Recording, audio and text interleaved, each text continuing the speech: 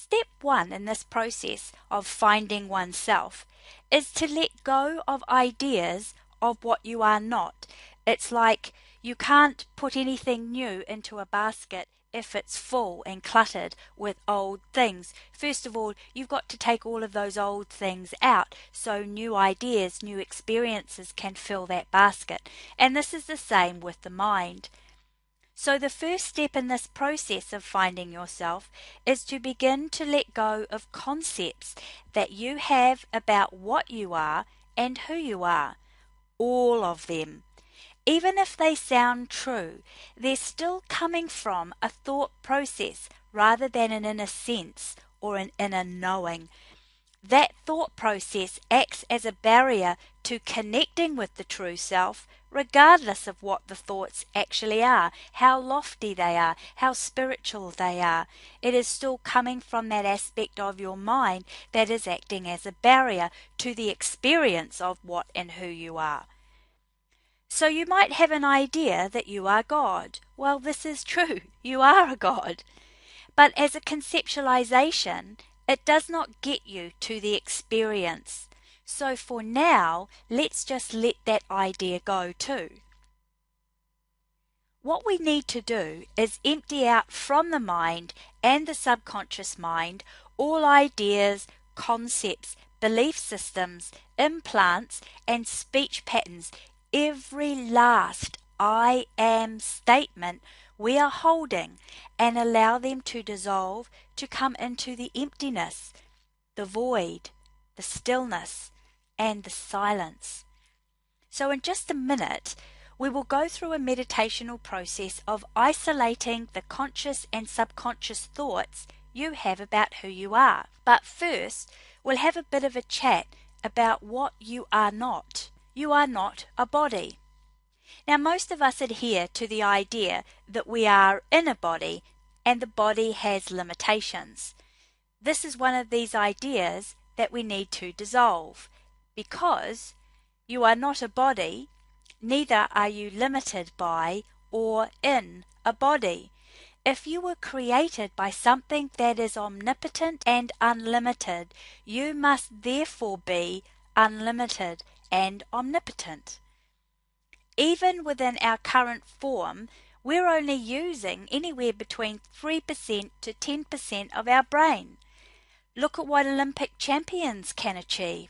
Look at what contortionists do with their body. Magicians, metaphysical students are able to achieve such great things just using this small percent of the brain.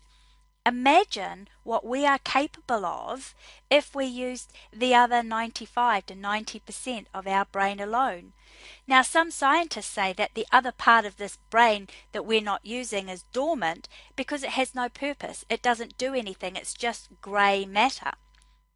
Well, that's only because they haven't got the instruments to measure what it actually does. Every year, science progresses in what it can measure. We've just discovered that perhaps life just isn't about carbon and oxygen. So we are discovering more and more about this brain that we have and the midbrain area where there's this big space in our brain. So let us entertain this idea that everything has a purpose. Nothing in nature, in your body, is created without a purpose. There is a purpose to the other part of your brain that remains dormant. Well, how exciting is that? That is an exploration or a journey of discovering that we are more than what we are, and we're capable of more than what it is we currently perceive we're capable of. So while you are not a body, you are also not limited to your body. This is a misperception that tends to take spiritual seekers in completely the wrong direction of truth and the experience of yourself. We tend to look to get out of the body to have a spiritual experience, because in separation the mind thinks the body is separate from spirit, from others, and from God, and in reality it is not. Our body is not here for the purpose of escaping from it.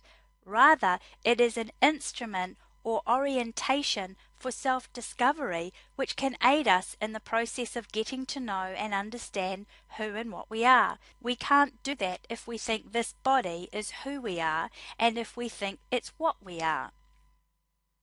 If as a contortionist or great champion you can accomplish fantastic things, if as a creative entrepreneur you can bring into being amazing projects that uplift humanity, if you can achieve these things as the limited body that you think you are right now as a human being, what are you capable of and what potential lies dormant within you once you are increasing and expanding all of your abilities, all of your grey matter, and then let's bump it up another level. What can you create? What are your potentials? What is your reality when you create as spirit rather than a human being in a body? These are all good questions to ask ourselves because they expand our brain, they expand our thinking.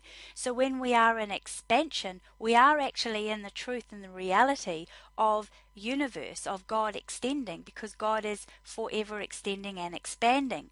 We come into that ourselves and we begin to have an experience of ourselves, of who we truly are and the truth of who we are, rather than within a conceptual framework which limits the experience.